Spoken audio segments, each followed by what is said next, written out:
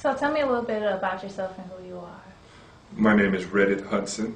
I'm the Program Associate for the American Civil Liberties Union of Eastern Missouri. I'm a former police officer. Here in St. Louis, I was a police officer for 5 years. I resigned that position though. I was in good standing, but I resigned because I was so disillusioned with our criminal justice system in general and the conduct of some of my peers in particular. While most officers are good people trying to do a difficult job, the number of officers who abuse that authority, and we've seen it more and more, I think mainstream America in particular, with the onset of video cameras, has become more keenly aware of the kinds of problems that we've seen all along in poor communities and minority communities with abused police authority. So having left that work, I ultimately wound up here at the ACLU, where I'm given opportunities to address issues like that in the criminal justice process.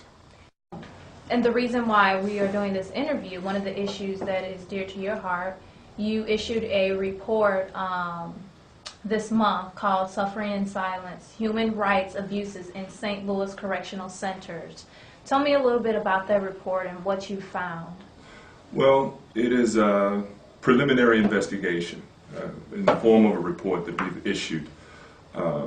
It was an investigation that was initiated about 18 months ago as a result of several independent complaints and contacts that we had at the ACLU of Eastern Missouri about abuses going on inside our corrections facilities, the City Justice Center, the Medium Security Institute, just numerous complaints of what we thought to be horrific descriptions of abuses. Prisoners being beaten without mercy and without provocation. No recourse for them in the aftermath of situations like that. There was nowhere for them to turn. The complaint process really made unavailable to them. Early on, we were contacted by a number of COs, corrections officers, who then began providing us with information independently of the inmates who provided information, and it was all very consistent, remarkably consistent accounts of the same kinds of violations and abuses. The COs talked about inmates being floors in the cold while COs had on something to cover themselves up.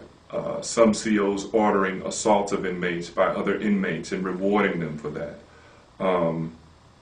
Really serious allegations of abuse, some of which, or many of which, resulted in injuries to inmates requiring medical treatment, and in some cases neglect that looks like it resulted in the deaths of some inmates, and all of that is covered in this report.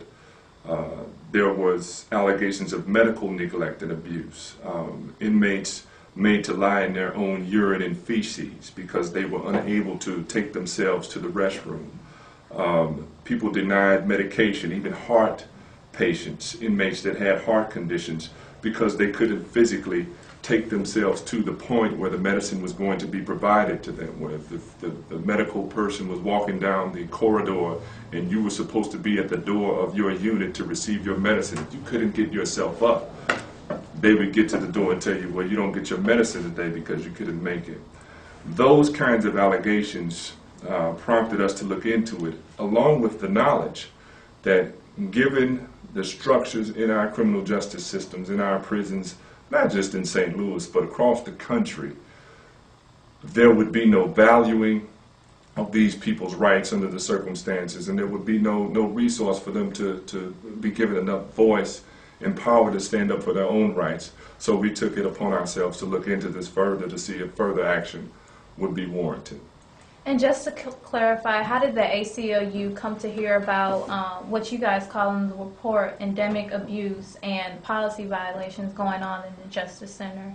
And as well as how many COs and inmates did you talk to? It was the same sources who initially contacted us. Once we made contact or returned to dialogues with them, the picture became more clear for us, especially given the consistency of the information we got from the COs and the information we got from the inmates. What was the rest of that question? How many how COs and many inmates COs? have you talked to? I think there are a total of 6 COs, and now we're up to, I think, 8 inmates, because even as the report was being compiled, we would always get another call or another piece of information. So it really is a preliminary investigation. I believe that an entity that is ready to investigate more fully, for example, the U.S. Justice Department, whom we've forwarded a copy of this report, if they were to walk in to either one of these facilities or both and begin to ask questions and give immunities to people who had answers to those questions, like corrections officers that wanted to cooperate, or inmates that needed to be protected from the kinds of retaliation that is described in this report. This report represents the tip of the iceberg. It really is probably a significantly lesser part of the whole of the violations and abuses that are taking place in that system, and that's something we hope to see, because it's important to remember that this information was provided to us by these people in an environment, as is described in this report, that is absolutely characterized by intimidation and retaliation. Whether you're a CO or an inmate, if you try to stand up for the rights of an inmate, if you try to insist on adherence to policy, particularly use of force policy inside these facilities, there are consequences. And I think it's important to note at this point, while I'm thinking about it, you all know that a press release went out last week, which would have been the week of the 16th, March 16th, 2009, announcing a press conference to be held on March 18th, 2009. And at that press conference, we were going to have 3 of the corrections officers that provided information for us at the conference. Well, at the very last minute, they pulled out. And we understood it, I understood it, particularly in light of what is in this report. The environment that they exist in is such that it only made sense. I thought, wow, they pulled out, and that is part of the continuing story that this report tells.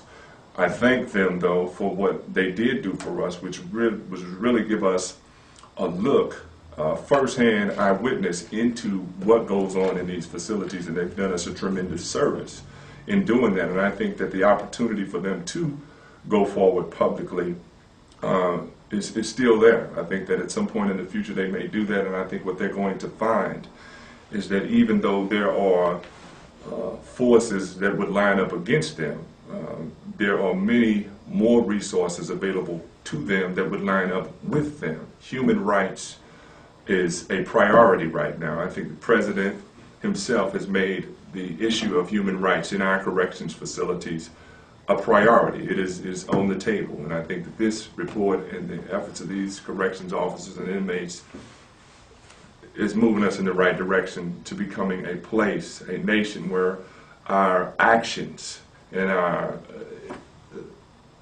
record becomes more consistent with our stated ideals, and we don't stand as such hypocrites so often when it comes to us pointing the finger, for example, at other nations as human rights violators. Look at the conditions in your prisons.